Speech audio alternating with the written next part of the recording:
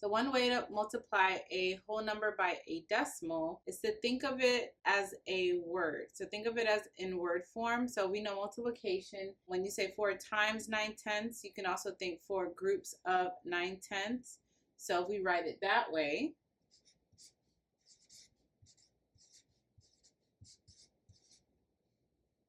4 groups of 9/10.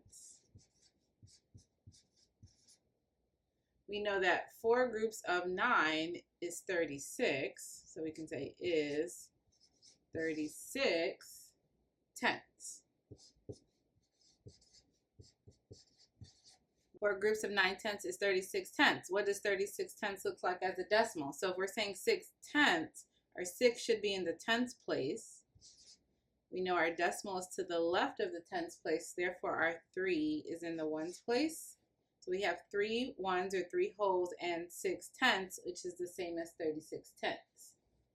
Another way to multiply a whole number by a decimal is to think of it as repeated addition. So you won't be exactly multiplying, but it will help you evaluate a multiplication expression. So 4 groups, or 4 times 9/10, again, is the same as 4 groups of 9/10. So we can do 9/10 plus 9/10 plus 9/10 plus 9/10. It is not the most efficient strategy, but it is still a strategy that anyone can use to help them multiply a whole times a decimal. So 9/10 plus 9/10 is 18/10. 9/10 and 9/10 is 18/10, or 1 and 8/10. We add those together. We get 3 and 6/10. Another strategy for multiplying a whole number in a decimal is to think of the decimal as a fraction or in fraction form. So we have 4 times 9/10 as a decimal is the same as writing it like 4 times 9/10. Both of these represent 9/10. This is as a decimal, this is it written as a fraction. So we know 4 times 9/10. We multiply the whole in the numerator. That gives us 36. We keep the denominator the same. So we still have 36 tenths. What does 36 tenths look like as a decimal? 3 wholes and 6 tenths. Help your students remember how to write fractions as decimals with this go-to reference page and other anchor charts in my 22-pack of decimal place value anchor charts using the link in the description. Another strategy is to think about the properties of operations when multiplying a whole number and a decimal. So we have 4 wholes times 9/10. So the 9/10, we can consider it as 4 times 9, pull out the whole number, or think of the 9 as a whole number, then multiply that product by a 10. So 4 times 9 is 36. Then we're going to multiply 36 times a 10, which gives us 3 wholes and 6 tenths. Of course, the strategy that you can always use when multiplying is the standard algorithm. It doesn't have to be the go-to, but it is a strategy that can be used. So I typically put the single digit on the bottom row if there is one. We have 4 times 9 is 36, so we're going to put the 6 down there and the 3 in the ones place. 4 times 0 is 0 plus 3 is 3. Because 9/10 is close to 1 whole, this would be like 1 whole times 4, which equals 4. So my decimal would not go here because that's not close to 4. My decimal wouldn't go here because 36 is not close to 4. So it only makes sense that my decimal is here because 3 wholes and 6 tenths is close to 4 wholes. Let's use those same strategies when multiplying a whole number times a decimal to the hundredths place. Again, I can think about my decimal in word form or a mixture between standard and word form. So I'll think 3 times 28 hundredths or 3 groups of 28 hundredths. So 3 groups of 28 hundredths. Okay, 3 groups of 2800s. So I can think about what 3 times 28 is. You can even write it like this.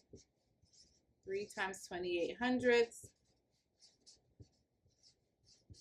if that helps. So 3 times 2800s. So I know 3 times 28 is 84. So it is 84 hundredths.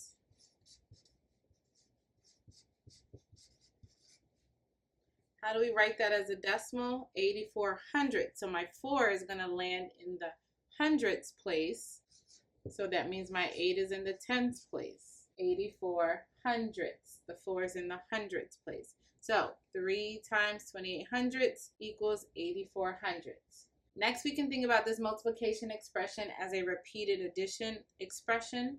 So 3 groups of 28 hundredths. 28 hundredths plus 28 hundredths plus 28 hundredths.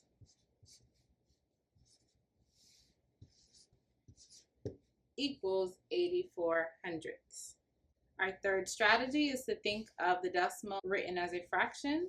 So 3 times 28 hundredths. This is it as a decimal. Let's write it as a fraction. So 3 times 28 hundredths. So then I'm thinking about my whole number times my numerator. 3 times 28 is 84.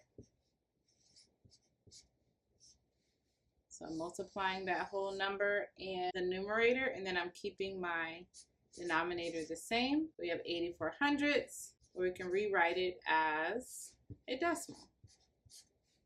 The next strategy is to use properties of operations, and we could use the associative property by thinking of 3 times 28 hundredths as 3 times 28 times 100th. You don't have to put the parentheses, but you can.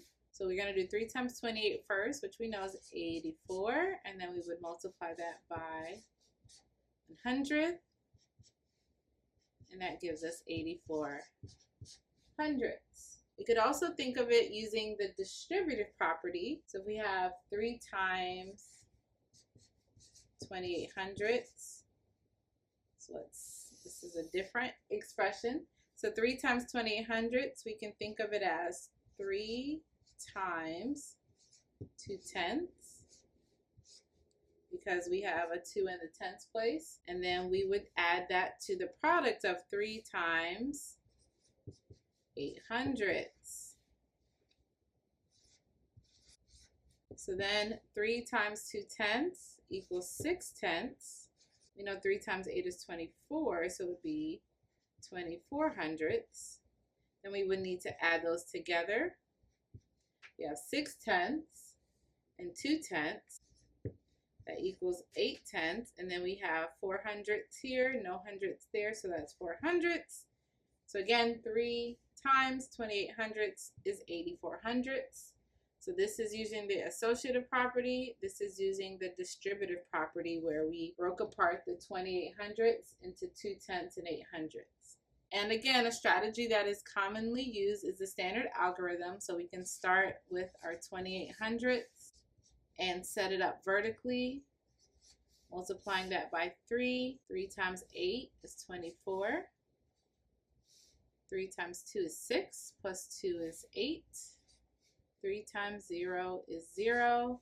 28 hundredths is close to 3 tenths. 3 tenths times 3 would be 9 tenths.